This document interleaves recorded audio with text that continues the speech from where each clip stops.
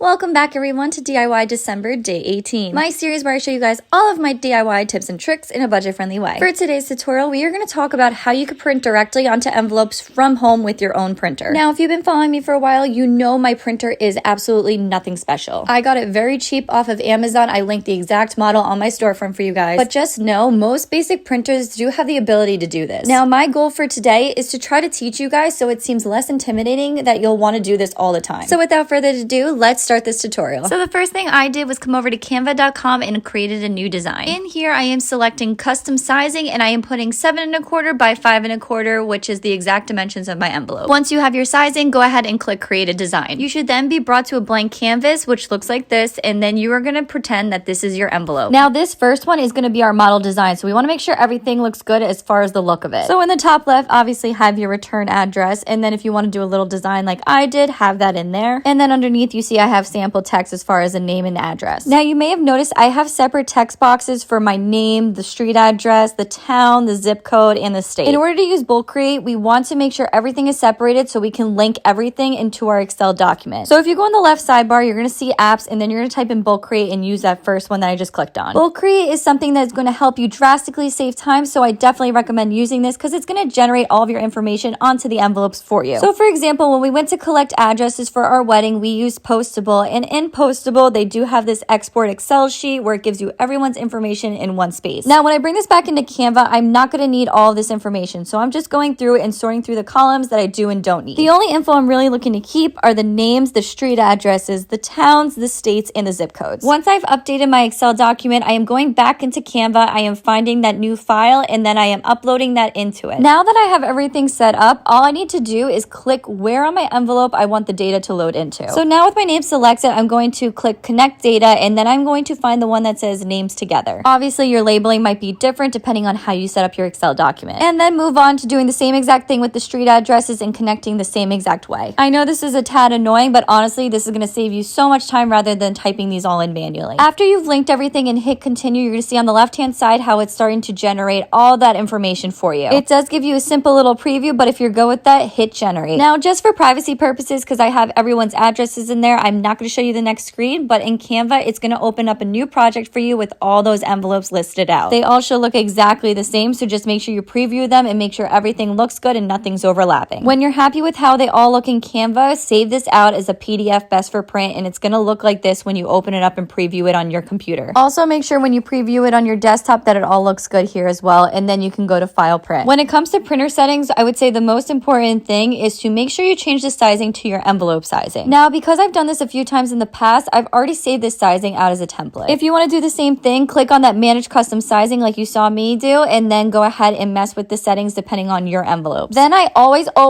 change preview to media and quality, because then you're able to up the quality of this to best. Then you're good to send this off to print, but before you do that, make sure you're loading in your envelopes. When it comes to loading in envelopes, you need to know how your printer works. For mine, I need to flip it upside down and face forward. And make sure you bring in those sidebars to lock in the position of your envelopes and push them all the way forward so the printer can grab them. Then depending on the size of your paper tray, you should be able to send off so many at one time. I also get comments asking what kind of envelopes these are. These are a self-adhering shimmer ones. I have linked them on my Amazon storefront for you guys. And that is how I go about printing onto envelopes. And I promise the more you do this, the less scarier it gets. And it's honestly just a cool personal touch to add to all of your mail. But that's all I got for you guys today. Make sure you're following here and my new Instagram for more DIY tips and tricks. And also make sure you tune back to my last video for my last giveaway.